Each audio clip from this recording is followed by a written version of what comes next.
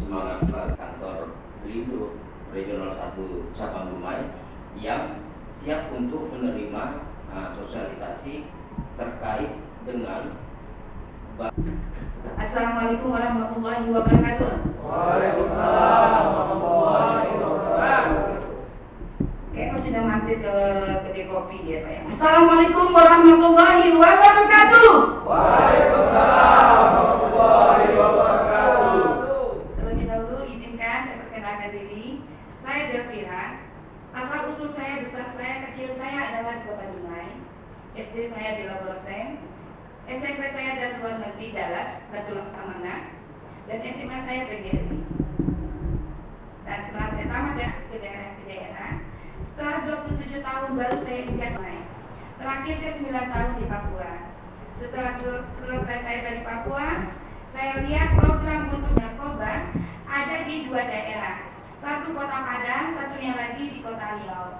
Saya bilang sama kebetulan Pak Dik ini sekarang sudah jadi kepala BNN di Jakarta Selatan. Saya bilang, Mas, aku mau di Riau saja. Jangan, karena ada istiadat Riau itu susah kamu jangkau. Sama seperti Betawi. Tapi kalau Betawi masih enak gitu kan, karena kamu memang sudah lama banget di Betawi atau di Jakarta. Saya bilang, 3 hari setelah itu, saya bawa ijazah dengan akte kelahiran saya. Mereka kaget, karena mereka tahunya itu saya itu dari Papua ataupun dari Manado. Karena kalau di Jakarta kulit saya agak bersih ya, kalau sini akibat karena air terlalu bersih jadi agak sweet sedikit gitu. Saya bilang saya asli dari Riau. Nah makanya saya diizinkanlah menyumbang tenaga saya di sisa-sisa umur saya untuk generasi saya yang untuk kedepannya di Dumai. Bagaimana menyelamatkan sumber emas anak bangsa dari bahaya narkoba. Dan izin dari IBSI, saya berkata, saya tidak akan membahas narkoba. Karena itu sesuatu yang bullshit. Dia bak pohon, ditebang pun dia ada tunas lagi. Maka saya dari DPN Sultan, suara lantang anti narkoba, hanya ingin menyelamatkan sumber emas anak bangsa dari kepunahan, dari kehancuran narkoba. Mari yang untuk di sini bantu saya, yaitu dengan jalan merehab atau mengobati anak atau saudara kita yang ingin sehat. Mari.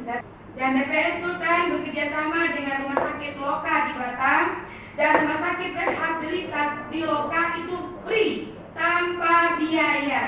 Jadi silakan daftar, kita asesmen, kita selamatin anak bangsa. Oke, terlebih dahulu itu saja dulu. Nanti silakan ada pertanyaan, saya akan memberikan lembaran. Kalaupun menunggu sampai Pak Kasat atau HBO Pak Doni datang, mungkin dalam perjalanan karena kami tadi malam juga ada sesuatu kegiatan yang di luar dari dugaan. Saya mentemakan bahayanya narkoba di lingkungan kecil. Bapak, Ibu, kalau BSI sendiri kayaknya Ibu ya, semuanya lain. Ini bapak-bapak di rumah tentu kita punya keluarga ya Pak ya. Satu orang kayak yang punya keluarga. Punya keluarga ya Pak ya? Ya. Istri? Ya. Oke, yang lebih 2 juga nggak apa-apa, kita diam aja dulu ya Pak. Narkoba itu kok dari lingkup kita, dari rumah terlebih dahulu. Kenapa sampai anak-anak kita kena atau saudara? Itu adalah sumber pertamanya dari lingkup keluarga, lingkup yang kecil dahulu. Nah makanya kenapa saya berkeinginan sekali untuk masuk ke Pelindo, karena Pelindo itu zaman sekolah ya Pak ya. Nah, tapi setelah saya datang ke sini, wah ternyata Pelindo minat. Nah kenapa saya mengutamakan sekali datang ke Pelindo untuk sosialisasi penyuluhan KSKP ya Bu ya. Pada saat itu saya diundang makan bareng semuanya. Saya batu, ya udah Bu, sosialisasiin aja PT-PT yang ada di anak Pelindo. Kalau bisa target pertama Pelindo. Alhamdulillah, yang namanya Pelindo istilahnya desa maker yang Kota Dumai welcome. Dengan hanya waktu 1 minggu saya mendapatkan jawaban. Siap Bu.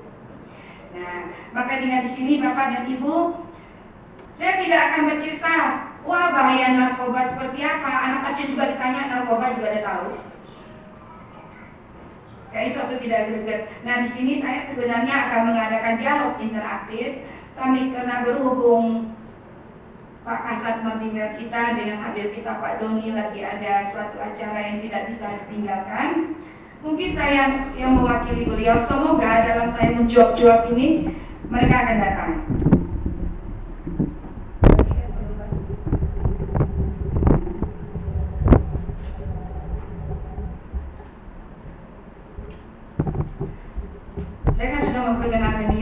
Mana tahu bapak Anda mau tanya dengan saya dulu sebelum kita memasuki ke materi dulu.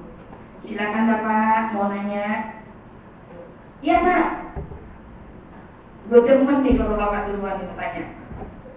Assalamualaikum warahmatullahi wabarakatuh. Waalaikumsalam. Selamat pagi Bapak dan rekan-rekan sekalian. Ini di Batam. Itu gimana cara dan syaratnya Bu? Ya. Atau tetangga kita yang kena istilahnya Pak, kita ambil orang luar aja dulu. Bapak silakan datang ke kantor Devi ataupun datang langsung ke BNN ya. Atau kalau karena ini terkait dari dari DPN, kita bicara soal DPN. Nah, silakan Bapak datang ke kantor kami, saya asesmen, langsung saya kirim ke Batam. Nah, kalau dari Batam sudah mengatakan asesmennya, oke Devi. Dari pihak Rumah Sakit Batam mengatakan Dev, ini sepertinya dia tidak terkontaminasi lagi di narkoba, tapi sudah di psikisnya, kejiwaannya. Alhamdulillah, saya juga dengan Rumah Sakit Tampan bekerja sama. Jadi dari Batam itu kita lempar lagi, kita bawa lagi dia ke Rumah Sakit Pekanbaru. Itu pun free, bebas Pak. Ya, karena DPN ini kan Dewan Pimpinan Nasional, Pak. Sangat boleh Pak. Ibu Devi, kita mau bertanya juga. Ini hal yang baru di Belitung ini kan. Kalau seandainya kita membawa keluarga atau siapapun kawan yang itu jadi memang juga gitu kan. Wah ini narkoba nih, tangkap ini sampai jejaringnya begitu kan. Nah, macam mana begitu Bu? Jadi kan bisa jadi keraguan orang mau berobat seperti itu mungkin jadi pikirannya, masih Bu. Kalau saya mungkin mengatakan lebih jelasnya lagi bagian tindak kriminal mungkin Ibu Esi yang bisa bicara ya. Kalau saya itu kan melibatkan bagaimana rehabilitas dan jalurnya seperti apa. Kalau Bapak bilang tadi nanti kita lapor kita ditangkap, itu cuma suatu permainan. Bahasa seperti itu aja. Atau Bu Esi ada mau nambahin lagi nih? Begini Pak, sebenarnya kita pun ada menerima laporan, itu namanya laporan dari masyarakat yang mengganggu ketertiban di dalam lingkungan itu sendiri. Bisa jadi contohnya seperti Pak RT yang termasuk yang melaporkan apa yang terjadi dalam lingkungan itu. Kalau memang beliau yang mengadukan, jelas ada buktinya, jelas semuanya, mungkin bisa. Begini Pak, saya pun sama dengan Bu Devi sendiri. Kita di sini kan di Polres juga atau di kepolisian ini juga ada unit masing-masing sebagai unit narkoba. Kalau saya sebagai di Satbimas itu sama dengan Mbak Devi tentang penyuluhan, baik itu penyuluhan tentang narkoba ini dari tingkat SD, SMA, di kampus-kampus gitu juga bisa. Tapi kalau untuk langsungnya seperti apa? Terkadang ada yang katanya kibus gitu ya Pak ya. Itu kita pasti mendalami atau menyelidiki lebih lanjut Pak. Karena kita tahu sendiri dan ini mungkin bukan rahasia umum. Kalau memang permain atau yang mungkin saya rasa Bapak-bapak semua juga sudah tahu, karena ingin menyelamatkan untuk dirinya sendiri, dia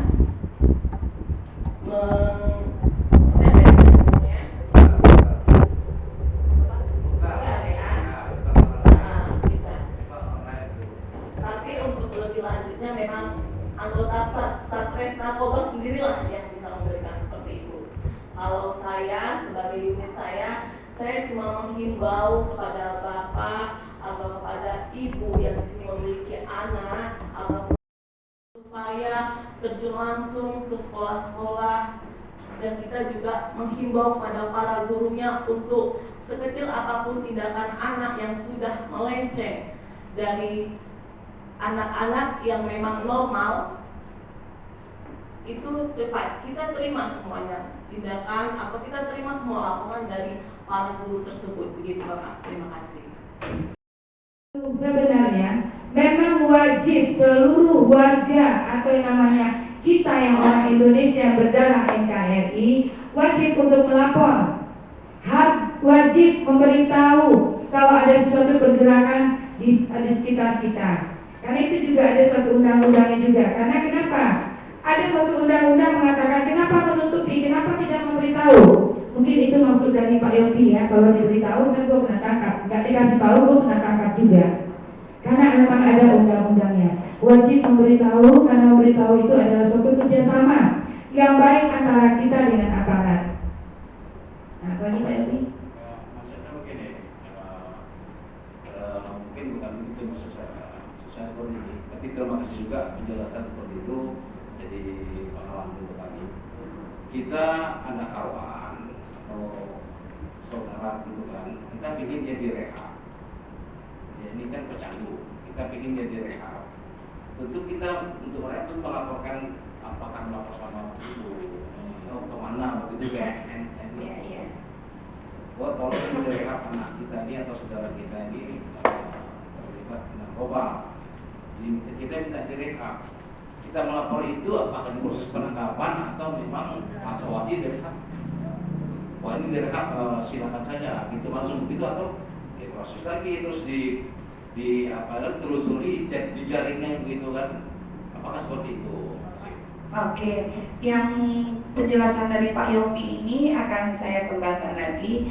Kalau ingin direhab ini, apakah dia pemakai tunggal, apakah dia pengedar, apakah dia penggendong? Itu dulu unsur pertama.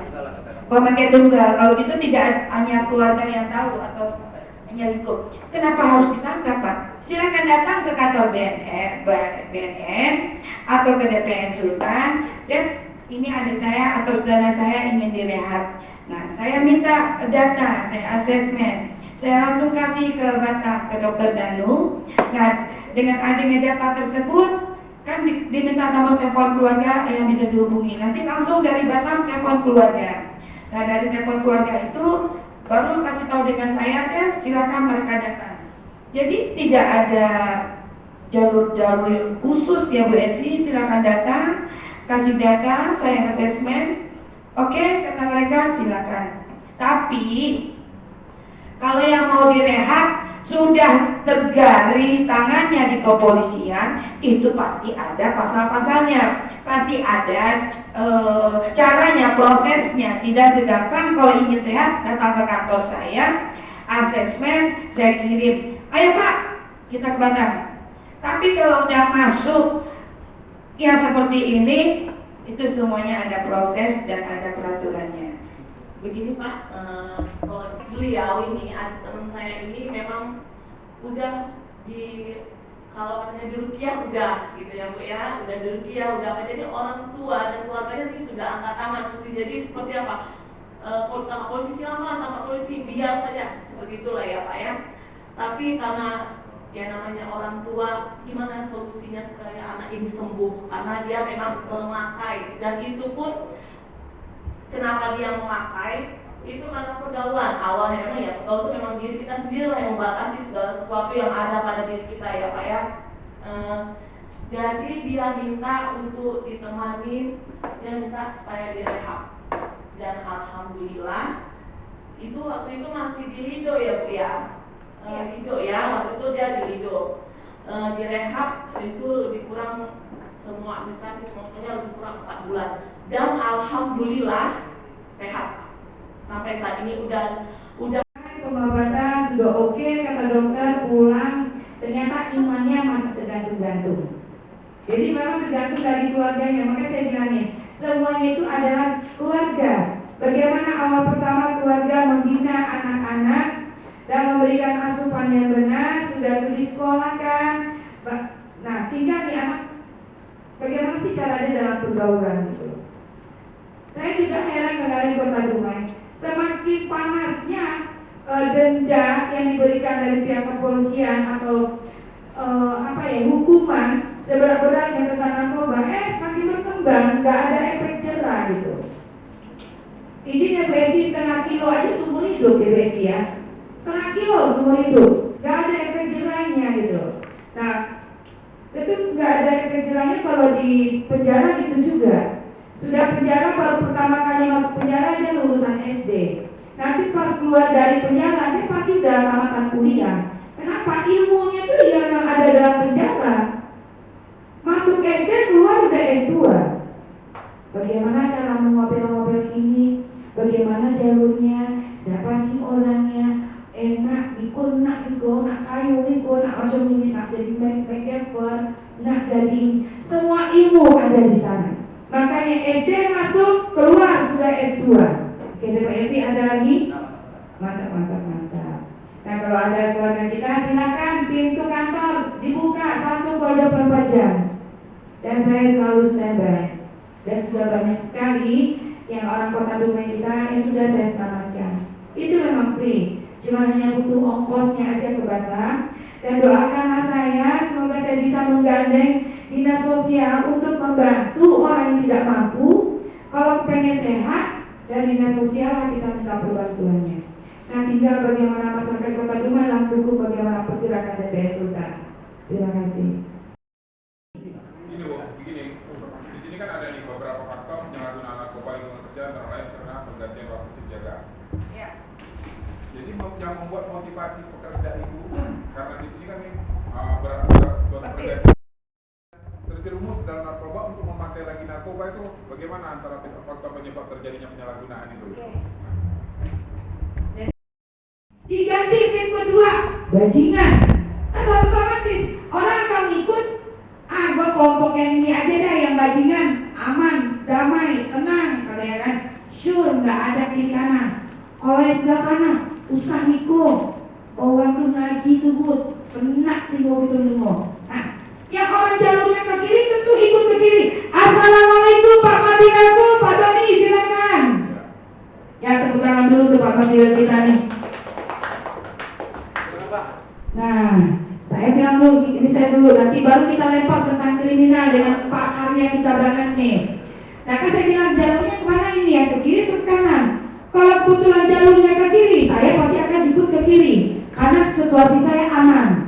Saya mau pakai, saya mau apa, nggak ada, karena kita sama-sama satu. Ingat anak, ingat penyakit, kan narkoba tuh Miko kena tangkap penjara nanti. Ya. Nah itu Pak yang dikatakan positifnya, yang motivasinya. Jalur mana yang Bapak mau? Ke kanan atau ke kiri? Kalau Bapak mau yang ke kiri, monggo, tunggu sampai penangkapan selanjutnya. Tapi kalau mau yang jalur ke kanan, insya Allah jalur sudah diatur dengan Tuhan masuk surga. Nah begitu Pak Modovan. Jalurnya lagi untuk rehabilitas, nggak susah-susah Pak. Bapak ada motor, ada mobil, tak nggak mengeluarkan duit 10.000 Pak, sampai ke DPR. Depi, saya mau rehat dong. Manu KTP Pak, manu KK Pak, isi asesmen, saya lempar ke rumah sakit lokal. Nah nanti Dr. Danu mengatakan, yaudah deh, ini orangnya benar terkontaminasi di narkoba, silakan datang. Dan dengan harga 4,5 saya antar Bapak ke Batam. Enak Pak, sebelum kita benar-benar tergali di kepolisian. Dengan niat sendiri, ingin sehat sendiri, silakan kita datang. Tapi kalau sudah terkait di kepolisian, dan tiba-tiba Bapak, tolong saya mau dilihat. Saya siapa Pak? Saya cuma hanya NGO, LSM yang membantu masyarakat atau anak kita ingin sehat. Tapi jangan saya dikenakan di jalur kepolisian, walaupun saya digandeng langsung di kepolisian. Kalau ingin sehat, tanpa ada kasus di kepolisian, silakan datang. Kita asesmen bersama. Saya lemparkan pertanyaan langsung dengan Pak Mardiwel ya. Izin Pak, dan makanan pertama. Yang kami hormati Bapak Pimpinan izin dari Ridho ya, rekan semuanya, mungkin ya Cikuan dan ya, banyak juga. Tangga dulu saya Pak Mardiwel itu kebetulan ini kabiro saya ya kan di Pak Doni, wakil saya Pak. Nah ini kebetulan kehormatan betul nih kita langsung diundang di sini kan, di tengah-tengah kesibukan kita dapat bersosialisasi, bertukar pikiran. Jadi dalam hal ini Pak nggak apa-apa. Kita nanti kalau memang Bapak mengerti jenis-jenisnya nanti Pak KBO wakil saya akan memaparkan. Tapi dalam hal ini kesempatan ini kita manfaatkan waktu. Apapun yang Bapak mau tanyakan silakan. Karena di sini nanti kita akan paparkan secara komprehensif sama ofensif terbuka, nggak ada ditutupi. Jadi silakan kesempatan silakan. Mungkin itu lebih enak apanya kayak audiensinya lebih nampak di mana Jadi poinnya ada konklusi kesimpulan bisa kita ambil benang merahnya. Baik, ini pertama pertanyaannya, saya langsung pertanyaan dari Pak Jumar Bapak ya. Ya, oke Pak. Yang pertanyaan pertama ya, perilaku kita di lapangan terkait faktor penyebab penyalahgunaan narkoba. Hubungan antara faktor penyebab dengan motivasi pekerja untuk menggunakan narkoba. Nah, ini Pak, ini kan perilaku kita di lapangan terkait faktor penyebab penyalahgunaan narkoba. Penyalahgunaan narkoba ini kan nanti kita lihat dulu Pak. Kalau namanya pelaku bandar itu penyalahgunaan narkoba juga. Dia ada yang disebut dengan korban narkotika korban. Nah, ini penyalahgunaan, pelaku penyalahgunaan itu ada kurir, bandar, ada sampai nanti ke pemakainya. Ini kan satu rangkaian yang tidak terpisahkan. Mungkin saya kasih gambaran umum dulu biar tahu kan. Yang namanya penyalahgunaan narkoba itu semua masuk dalam situ. Tapi nanti ada yang pengguna narkoba, ada yang nanti dia hanya sebagai yang kena korban penyalahgunaan narkoba. Jadi ada terbagi-bagi. Kemudian perilaku kita di lapangan terkait faktor penyebab penyalahgunaan narkoba, perilaku. Berarti perilaku kita di lapangan ini Pak, kalau biasanya kalau pelaku narkoba ini Pak, korban narkoba ini, penyalahgunaan narkoba ini, dia akan katanya menambah vitalitas, dia akan menambah etos kerja, kinerja yang bagus, segala macam. Itu sugestinya sebentar Pak, tapi itu tidak baik, ya kan, tidak baik. Ya, dia berlaku sementara, ya kan, misalnya memakai segala macam, semangat, enggak melek. Kalau bisa 3 hari 3 malam itu dia fresh segala macam, ya kan, bisa segar dia. Tapi nanti efeknya Pak itu panjang.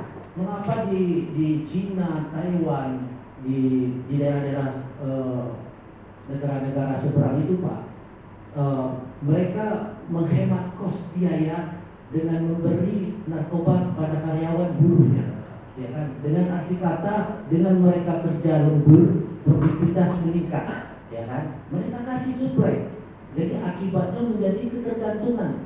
Nah itu dia akibat ketergantungan, sedikit berkeras, tapi lama-lama Pak, kalau kita seperti memakai sabu-sabu itu imun kita ditelannya, dimakannya, ya kan? Akan menjadi antibodi kita ini menurun. Ingat, kalau narkoba Pak, itu dia nampak Pak, 5 tahun itu di dalam nggak hilang Pak, segala macam. Itu dampaknya itu sistemik narkoba.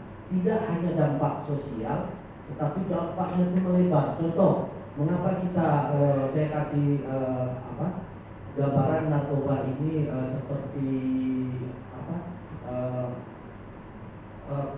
seperti suatu gunung es, ya kan? Pola gunung es ya KBO ya. Dia sepertinya sedikit aja Pak, ya kan? Kalau kita bicara dia kurir, bandar, kan? Kemudian dia pemakai, dampak dari narkoba, kematian, gila, sakau, itu ada secuil Pak, ya kan? Secuil yang kita nampak dia itu. Mungkin banyak nih, kita beriman habis untuk memberantas, tapi itu belum ada apa-apanya Pak, itu hanya secuil, ya kan? Fenomena gunung es itu Pak, teori fenomena gunung es itu seperti piramid gunung.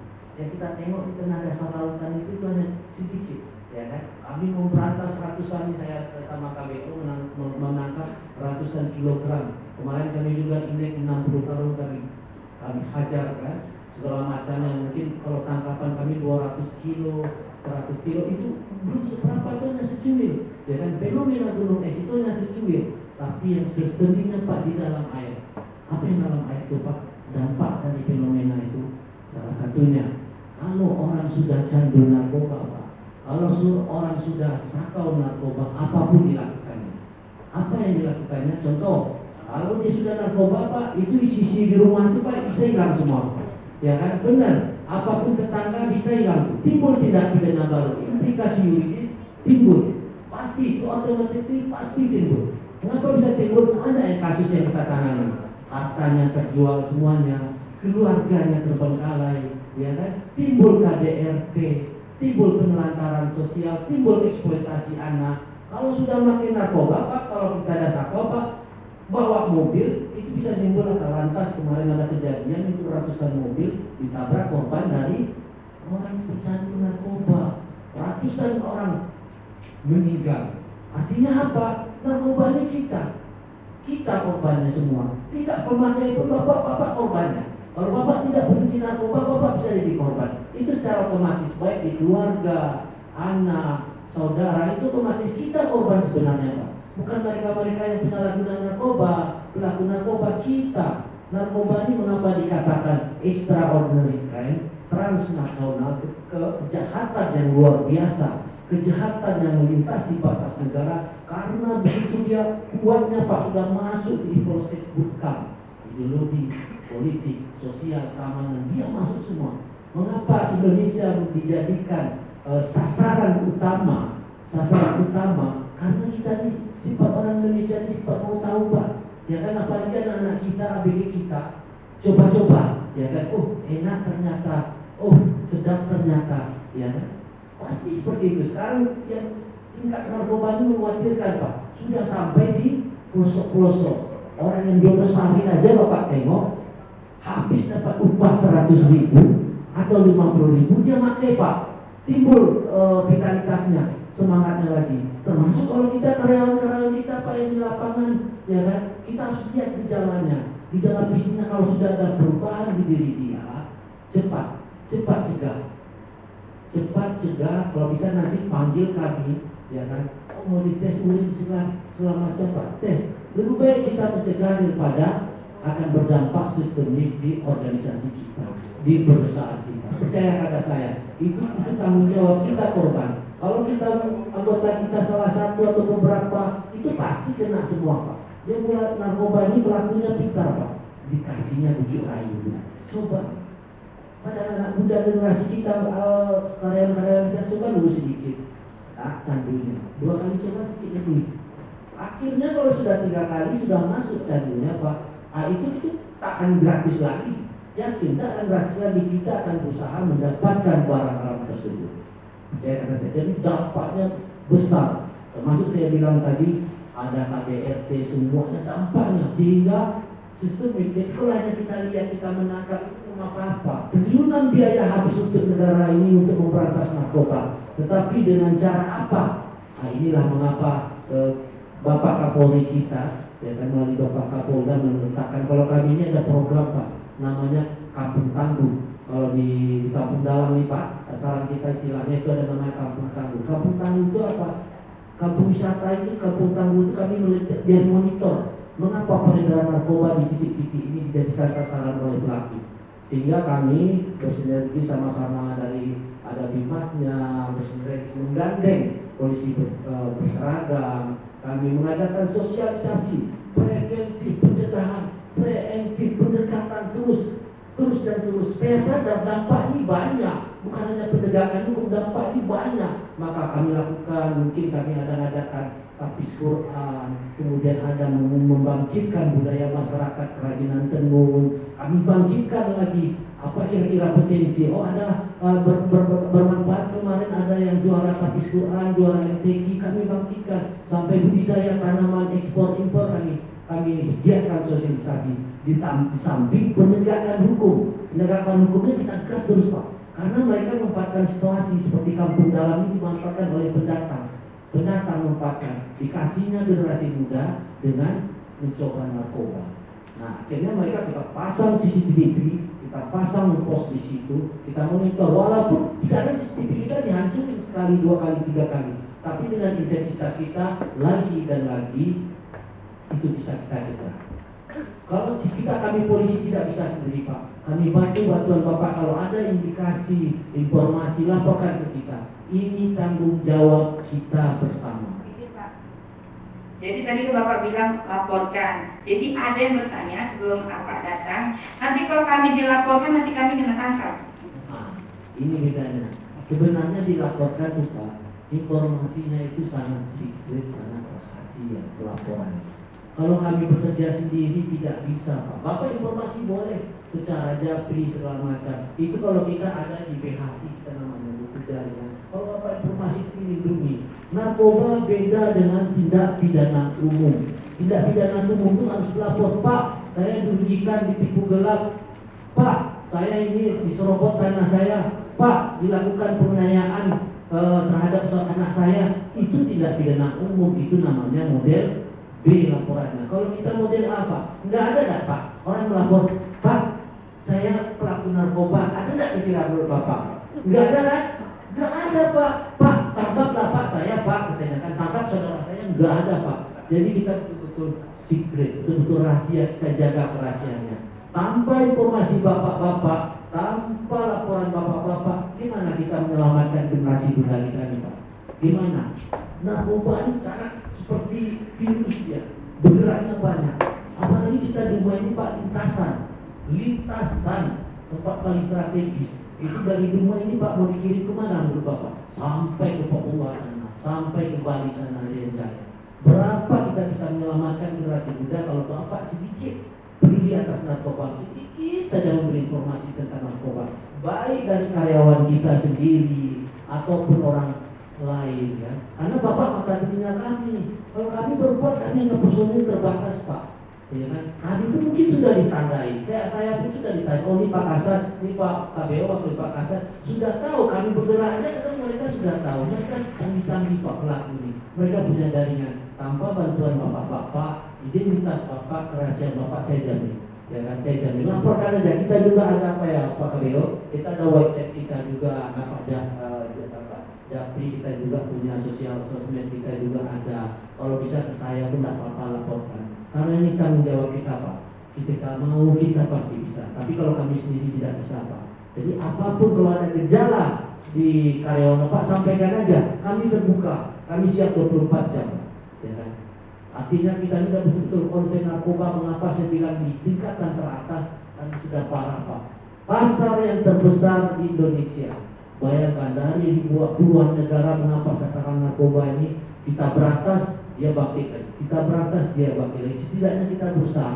Inilah leading sektornya, inilah yang leading poinnya kita pertama, preventif ini kita kedepankan sesuai arahan Kapolri. Pendekatan preventif tidak harus digiatkan, harus dimasifkan supaya apa? Mengkonter kita dalam penegakan hukum. Narkoba itu berkembang Pak hukumnya, growing flow berkembang. Kalau terus ujuk-ujuk ditangkap nggak selesai. Ya kan, mengapa sekarang sudah ada aturan hukum Pak?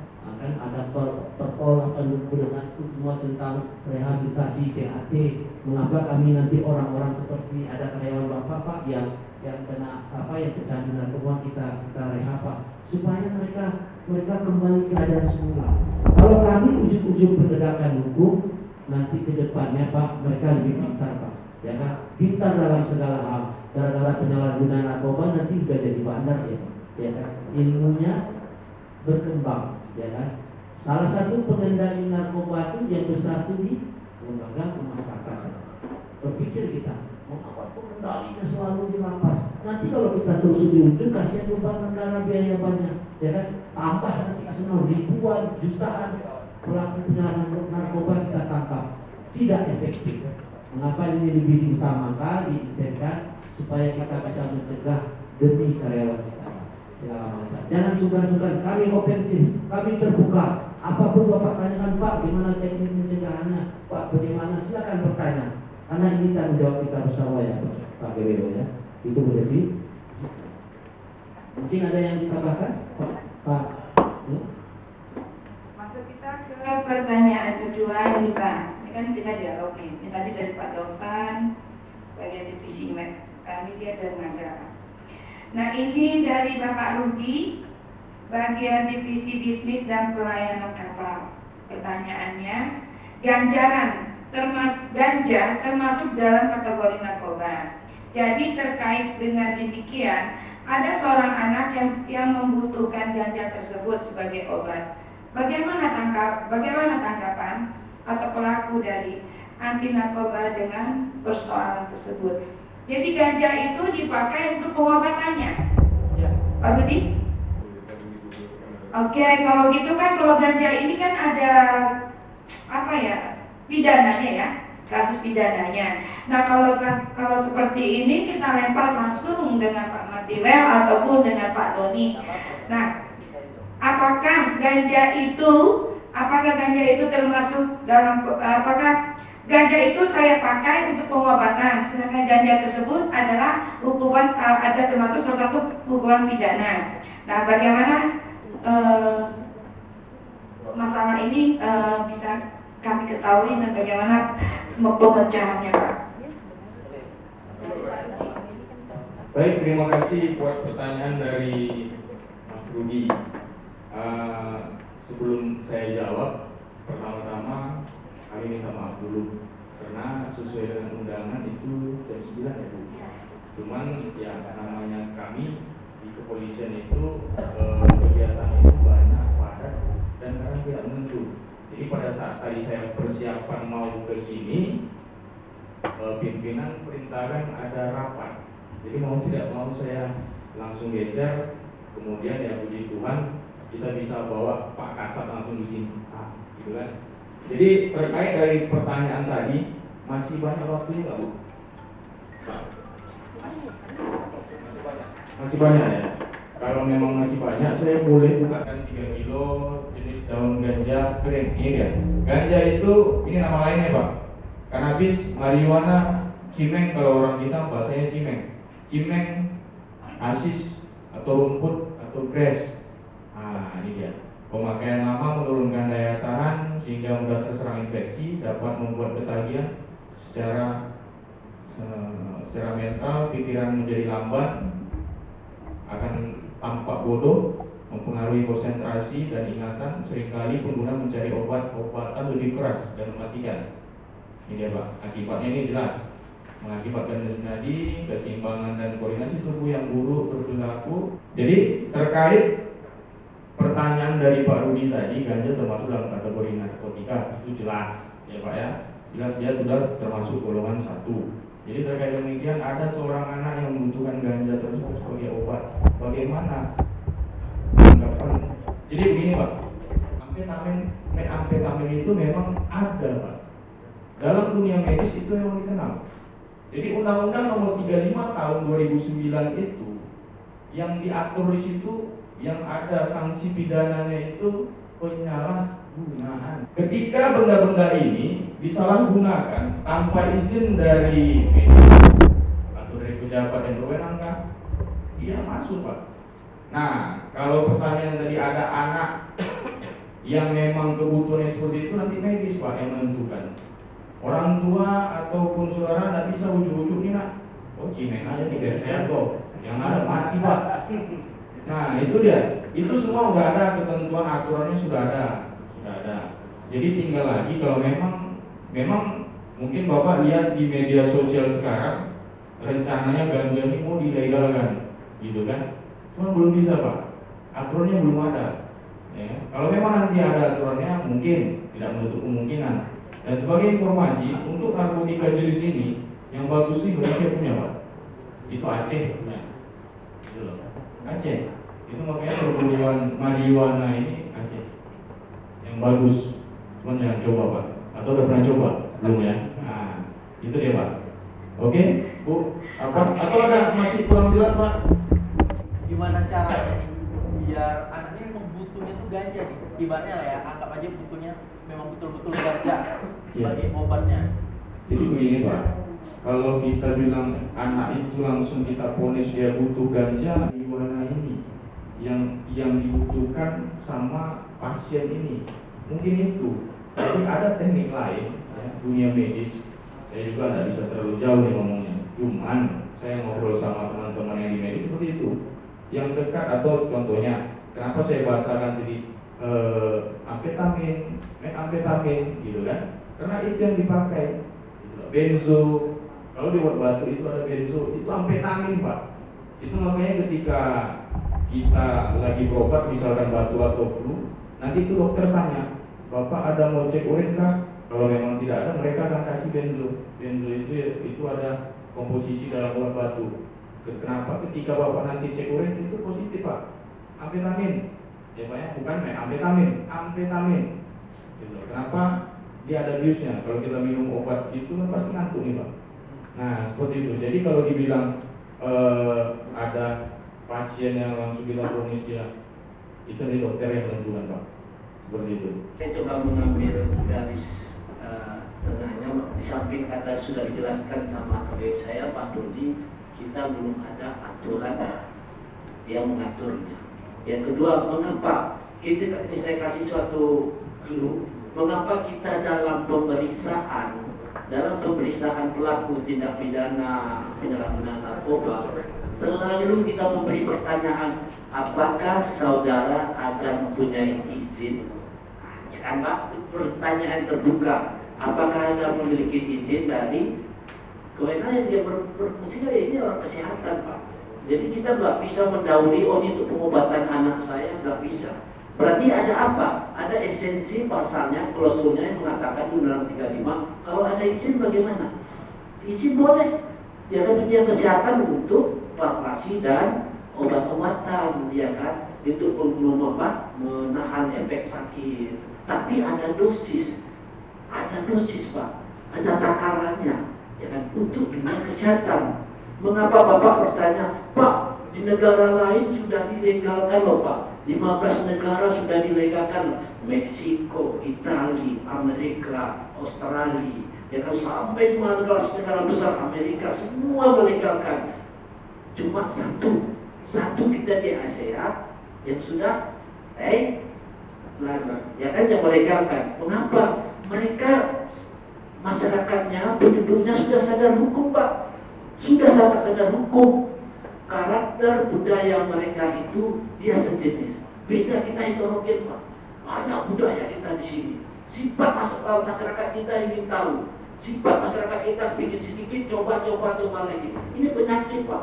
Budaya hukum berbeda, kita belum bisa menerima budaya hukum yang sudah satu sistem. Kita banyak sistem Pak. Mereka tertib. Ini kalau contoh saya ambil, kalau dia lalu lintas kan, mereka kalau saya ke Malaysia atau kemana ke negara luar negeri itu, kalau ketika hidup, ya kan, sebelum sampai lampu mereka sudah berhenti Pak.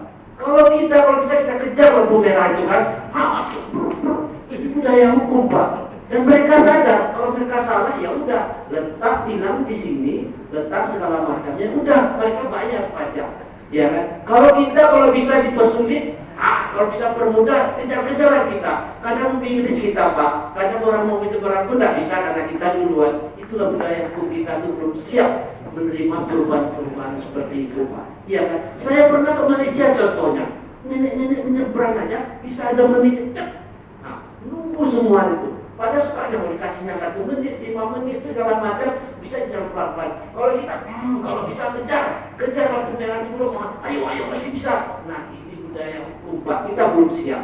Artinya, biarlah dunia medis dia kita berikan kewenangan Pak.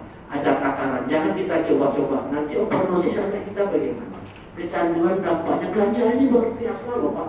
Dampaknya, mengapa saya bilang ganja ini luar biasa? Ini kalau diramu waktu saya di Aceh itu ada namanya kayak seperti dodol Aceh ya Pak ya. Itu dampaknya luar biasa. Bisa emosi tak stabil, bisa nanti bisa melakukan marah-marah segala macam. Saya nengok sendiri, dampaknya itu luar biasa. Seperti makan Pak, kita kalau makan itu enak, dodol enak, tapi dampaknya sempat, kalau dampaknya membunuh, sempat kira-kira ADRT sama keluarga, ya kan? Karena jangka panjang Pak. Mengapa kita tidak melegalkan? Mereka di luar negeri, Asia satu-satunya di Thailand itu karena dia satu-satunya negara di samping 15 negara yang saya sebutkan tadi. Jadi jangan kalau artinya Pak, kenapa tak dilegalkan? Itu pikiran kita, budaya kita belum siap menerima adanya suatu perubahan, perlunya perkembangan hukumnya Pak. Kira-kira seperti itu Pak. Ada lagi mau ditanyakan Pak? Terima kasih Pak. Oke, Pak Rudi udah cukup paham ya Pak ya, karena saya lihat diam aja. Jadi ganja itu Pak jangan coba-coba dikasih Pak, karena itu ada undang-undangnya. Hukuman paling terberat itu adalah di ganja. Ya Pak Mandiban ya. Oke, kita masuk ke pertanyaan yang ketiga dari Pak Gunawan nih, bagian SPMT. Hanya Bapak lah yang tahu apa itu SMT ya. SPMT. Sekolah pertama menengah gitu. Habis itu tamat. Oke, pertanyaannya nih, berapa lama bisa dinyatakan bersih dari narkoba bagi pemakai narkoba setelah berhenti mengkonsumsi narkoba. Oh, jadi bahasa Bapak nih, kalau dia sudah berhenti narkoba dan sudah direhab, apakah itu bisa menjamin juga bahwa dia tidak akan jadi narkoba lagi atau pemakai lagi, kan gitu ya Pak ya? Oke. Apakah benar minuman bersuplemen mengandung zat narkoba atau doping? Ada. Kalau saya, ini mungkin yang nomor 2 khusus untuk Pak Martiwel ya. Kalau saya mungkin berapa lama bisa dinyatakan bersih dari narkoba bagi pemakai narkoba setelah mengkonsumsi narkoba? Jawaban saya yang pertama, seberapa lama sih dia? Apakah dia pemakai aktif atau semuanya dia pakai? Nah, kalau pemakai dari A sampai Z mungkin udah bertahun-tahun, butuh waktu. Nah, sebenarnya butuh waktu itu pun dalam diri dia. Kalau pengen sehat 1 hari juga bisa, asal niat, tidak akan kembali lagi. Tapi sudah direhab, oke, kata dokter Danu, pulang dengan gagahnya. Ketemu di Jalan Patimura, ketemu Jalan Nangka atau Sultan Kasih. Kumpul kita, aku, ayo coba dulu. Aniko cemil, satu pergaulan dari teman, lingkup kerja, lingkup sosial, lingkup semua.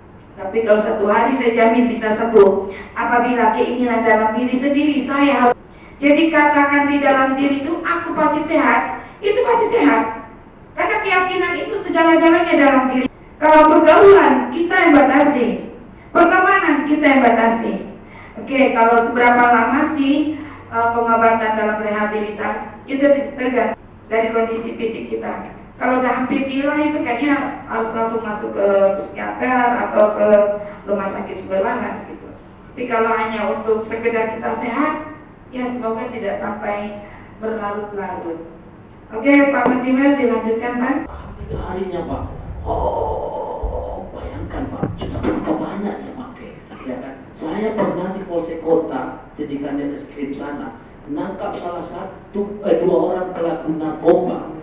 2 orang pelaku narkoba Pak, badannya kecil-kecil, saya bikin kecil ya, sudah diborgol Pak. Anggota saya megang 6 orang, tumbang Pak. Terpaksa saya turun dari mobil sebagai komandannya kanitnya turun, tumbang. Bayang saking dia tak tahan emosinya. Ini adiknya, adik kandungnya, gini kan tahu saya OPD di rumah sakit Polri, 6 jahitan berat nadinya Pak, hampir putus. Bayangkan berapa lama dia pakai.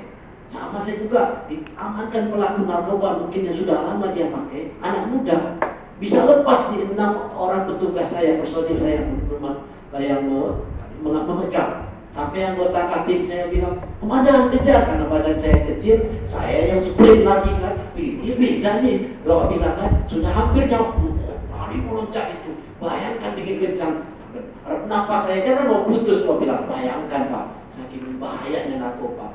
Artinya kalau kita pakai narkoba ini secara medisnya, dia seminggu kalau untuk jenis sabu-sabu Pak, seminggu atau 6-5 hari itu masih masuk amfetamin, metafetamin masih ada di badan. Tapi di darah Pak, di darahnya tetap ada. Kita ada tes nanti di darah, di rambut, itu terdeteksi, ya kan? Masa pemulihan kalau Bapak sudah bisa hilang dari candu tersebut, ya udah, jangan lakukan lagi, biar metabolisme ya kan sudah normal. Seminggu, 2 minggu, sebulan sudah normal. Janganlah coba-coba, percaya kata saya. Jangan coba-coba, dampaknya nanti kasihan. Ketika kita sudah tua nanti kita stroke, ya kan? Kita nggak bisa apa-apa lagi, segala macam. Awal muda nggak apa-apa, Pak. Vitamin memang segala macam, tapi kita nggak ada izin. Kita tidak sesuai takar. Sifat kita, mohon maaf, kita budaya hukum kita itu kalau sudah enak, lupa. Mengapa harus orang kesehatan yang memberi takaran? Karena takaran itu sudah ada ukurannya, Pak. Kalau kita sedikit, kurang ditanggung, tambah lagi, makin enak, tambah lagi, makin asik. Nah itu penyakit kita, Pak. Itu penyakit kita, itu secara otomatis tuh. Nah saya bilang kalau bisa, jangan dekati narkoba. Mendekati aja nggak boleh, Pak. Apalagi menggunakannya, ya kan? Hukum kita sudah bagus. Hukum kita sudah dirubah sedemikian rupa supaya pecandu narkoba itu tidak kita tangkap. Saya jamin, pecandu narkoba kalau datang baik-baik, saya yang merehabilitasi, kita yang memfasilitasikan. Lebih baik melapor, enggak masalah. Kita bisa cegah Pak. sudah berlarut-larut, kasihan. Saya bilang, anak cucu kita pun yang tak pecandu jadi korban Pak. Rumah kita kemalingan dia kira-kira gimana Pak? Ya kan? Kesal nggak kita kan Pak? Kita korban laka lantas negara pecandu narkoba, kesal nggak kita kan Pak? Kita nggak pecandu, sebenarnya kita yang korban Pak. Kita yang korban. Itu saya bilang tuh, rumah kasat narkoba dibongkar orang, maling baru tertangkap ekspos kemarin. Kesal nggak kita? Rumah kasat aja, kasat narkoba kena nggak mungkin kiranya ada BB di rumah kasat narkoba kan, saking nggak tahannya, nggak ada urat malunya Pak. Rumah kasat SDM itu nggak ada. Yang penting mana tahu dapat barang di sini sekarang itu kita ekspos kan baru ketangkap Pak. Kasihan anak muda, karena pecandu narkoba mereka semua kan. Nah, mana urat malunya saya bilang tadi. Kita aja ditangkap dengan petugas, tumpang dengan petugas dibuatnya kan. Kecil badannya kan. Oh ini rumah polisi, ini rumah kasat, dua-duanya nggak takut ya Pak. Yang penting manjat, ambil, dapat barang, jual, atau dapat hal yang lain, maka sangat lagi. Tapi sampai kapan ya Pak ya? Sampai kapan kita menyiksa generasi muda kita, keluarga kita? Demikian Pak ya. Apakah benar minuman bersuplemen mengandung zat narkoba Pak Madura? Ya kan, seperti mengapa mungkin kalau kita yang viral-viral itu mengandung kodain ya Pak. Kodain itu kan nanti ada skalarisasinya dia golongan 3 ya kan, golongan 3 kan ada 1, 2, 3, 4. Artinya apa? Itu mengandung Pak. Itu mengapa saya katakan itu di dunia kesehatan itu sangat membantu untuk masa pemulihan, menghapus menghancurkan virus-virus segala macam. Tapi ada caranya. Tapi kalau kebanyakan obat-obat kan berbahaya juga. Contoh sirup anak-anak segala macam yang apa-apanya kan kasihan gagal ginjal. Karena apa? Karena kebiasaan kita kasih obat akhirnya ke tergantungan segala macam. Enggak baik Pak, karena juga ada zat-zat yang berbahaya, ada takarannya. Mengapa nanti kalau kita seperti tadi saya ngajarin juga, kalau Bapak nanti alasan, Pak saya begadang minum creatine diet 4 kali, ya positif Bapak, vitamin positif Bapak. Ya kenapa ada zat di dalamnya? Karena kan anggota saya kalau dites urin dia kan banyak kilahnya ya. Oh Pak, saya minum obat ini, dia sudah tahu dah. Pak saya begadang tadi adik saya nikah Pak minum creatine diet. kan bisa tuh Pak ya. Tapi kita ada alatnya, ada alat kita yang namanya mengetahui alkoholnya, semua vitamin bisa ketahuan, kemudian segala macam bisa ketahui alatnya. Ya kan Pak? Kalau Bapak mau cek nanti kita bisa kerjasama sama kita juga ada alatnya segala macam ketahuan kan. Oh ini alkohol ini mengandung ini ketahuan Pak. Ya kan? Jadi sama-sama ya Pak ya kita cegah ya Pak ya. Demikian Bu. Pertanyaan terakhir atau ada lagi lembar? Ini dari Pak Dito, bagian teknik. Nah, bagian lagi SMP, tapi ini SPMT, ya taman sekolah. Pertanyaannya, apakah kegiatan ngelem seperti yang dilakukan remaja-remaja termasuk narkoba? Karena itu sangat meresahkan masyarakat. Nah, pertanyaan pertama ini Pak. Memang itu kegiatan saya Pak, dari awal dengan Pak Madura nih, ngelem. Karena kan selama COVID 2 tahun 14 bulan 5 hari, itu anak-anak sekolah kita kan kebanyakannya nganggur tuh ya, nggak ada kegiatan. Jadi kalau anak-anak yang separuh tadi yang saya bilangin mau diambil jalur kanan atau jalur kiri, nah ini dibayar ke jalur kiri nih anak. Nah itu saya sosialisasikan ke semua SD. Alhamdulillah untuk di tingkat SD saya sudah semua sosialisasi. Dari anak-anak SD tersebutlah kita bisa mengorek tentang anak-anak ngelem. Nah kadang-kadang anak-anak ngelem, gimana nampak? Lu nampak bunda? Kotak bunda, di rumahnya bunda. Aduh mah kosong bunda, aku nampak bunda lagi apa waktu nak? Kata dia, apa tuh? Dia kena iruk-iruk, kata dia. Oke, sudah itu pun juga di sekitar kantor saya dia harus sosialisasi. Jadi di sebelah saya itu ada gardu PLN. Habis itu kan jembatan penyeberangan. Saya sering lihat ngapain nih anak-anak ya. Karena kan depan samping kan. Saya pergi, saya datang dia minggat. Saya pergi dia datang. Akhirnya saya pakai ilmu kebersamaan. Apa itu? Saya pakai celana pendek, saya pakai tank top. Dia datang, nak mana? Duduk sini, bunda nak duduk juga sini. Enggak dong, nanti kami nak tangkap. Tidak sayang, kita duduk sama-sama Di situ ada 3 orang, termasuk dengan saya 4 orang. Dia duduk jongkok, saya duduk jongkok. Dia duduk melepak, saya duduk melepak. Nah, saya bilang gini, apa ni kau buat tu nak? Lem lah bunda. Nak apa nak lem? Ikut nak kejut? Tak bunda, kami nak lem. Sebenarnya saya bisa untuk berikan, tapi saya pengen lihat seperti apa sih gaya mereka. Nah, jadi ada nih anak yang kurus tinggi nih, bukan bapak ya, maksudnya anak juga nih. Jadi diambilnya lah plastik. Diambil plastik, kelihatanlah lem itu yang warna kuning ya, oranye ya, kambing ya.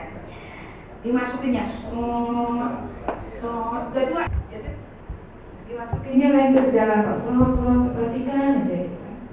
Aku, bunda, aku nak jadi Jokowi. Nak jadi Jokowi? Itu kerja bunda ya.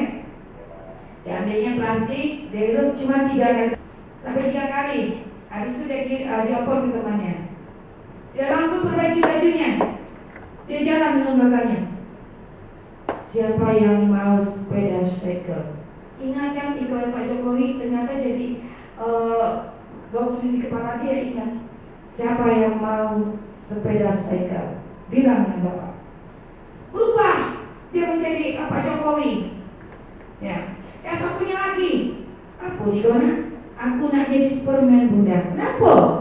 Rumah Cilako. Apa Cilako tu nak? Banjir. Tak pernah tak banjir. Dihirup lagi sampai 3 kali. Kok saya nggak begini? Kena kepala saya dia jadi Superman kan? Ucap, diambilnya mana? Wah, tuh anak siapa lah dibilang ucap kan? Di kos sini kena banjir kan? Abang nak jemput orang lagi kena banjir. Gitu. Dah selamat dah rumah dia bunda. Belum banjir lah bunda. Kata yang satu lagi, Iko nak jadi apa nak? Saya nak jadi penjaga hewan. Nak buat kebun binatang. Aku ni penyayang binatang ni. Dah dihirup 3 kali. Apa tu? Harimau. Kawan aku. Sini harimau. Duduk. Terus. Ular besar. Sini ular. Bisakah harimau dengan ular besar? Datang dia. Ayam katek. Ya. Kalau kita gabungin ini pelit makan ya kan, saling memakan. Tapi dengan dia makan itu dia bisa menyatukan. Nah, sebenarnya apakah katanya tadi Bapak itu tadi bilang, apakah kegiatan lain seperti yang dilakukan remaja termasuk? Sebenarnya masih belum ada undang-undangnya, tapi sudah termasuk salah satu narkoba ya Pak. Nah, apa karena itu sangat meresahkan masyarakat? Memang benar. Makanya kami, saya dan DPR Sultan digandeng dengan Pak Mardiga dan Satgas Narkoba selalu mengadakan sosialisasi di anak SD, SMP dan SMA, khususnya tentang online ini. Sebenarnya di sini ada perbedaan. Saya selalu mendengar kata orang halu, halu katanya. Oh itu halunya tinggi, katanya. Halu tinggi itu seperti apa halunya? Saya selalu mengatakan, Bu Wan masih ingat apa perbedaannya saya katakan? Apa Bu Wan? Halu dengan hayal, kata Bu Wan. Saya selalu memberikan pengertian kalau dibedakan yang dikatakan halu itu seperti apa, hayal. Ada lebih 250 obat yang lebih dimasukkan terbantu dari golongan berbahaya. Jadi alhamdulillah pemerintah kita sudah care, Kementerian Kesehatan sudah care, semua mengatur semuanya. Alhamdulillah. Jadi kita sama-sama peduli Pak, jangan sampai orang anak-anak kita coba-coba ngeleng segala macam, itu sama berbahaya. Nah, seperti itu memang cara biasa. Kita sudah ada regulasinya Pak. Kita pun akan mengawasi apotek-apotek yang nakal, distributor yang nakal melalui Satgas Narkoba Polres Dumai. Kita akan awasi Pak, termasuk apa Pak? Yang menjual bahan bangunan ini perlu kita apa juga Pak? Kita awasi, jangan jual lem kambing kepada anak-anak kecil kan? Benar tak Pak? Iya berbahaya Pak. ya kan, sama-sama selektif kan. Ini tanggung jawab, kembali saya bilang, ini tanggung jawab kita bersama. Regulasi sudah ada, perubahan Undang-Undang 35 sangat luar biasa. Sama-sama kita rangkul supaya kita terbebas dari penyalahgunaan narkoba. Yang menyatakan bahwa pemakai itu tidak ditangkap. Silakan. Itu saya bilang tadi Pak, terima kasih. Saya bilang tadi budaya hukum itu berkembang, perkembangan hukum itu luar biasa. Jadi kalau untuk pemakai Pak itu ada kewajiban hukum, silakan serahkan ke kita rehabilitasi, kita DHT namanya kan. Tidak wajib kita harus menangkap orang yang pecandu narkoba. Sudah ada undang-undang, saya sudah bilang, Perpol sudah ada, ya kan, Perma sudah ada 49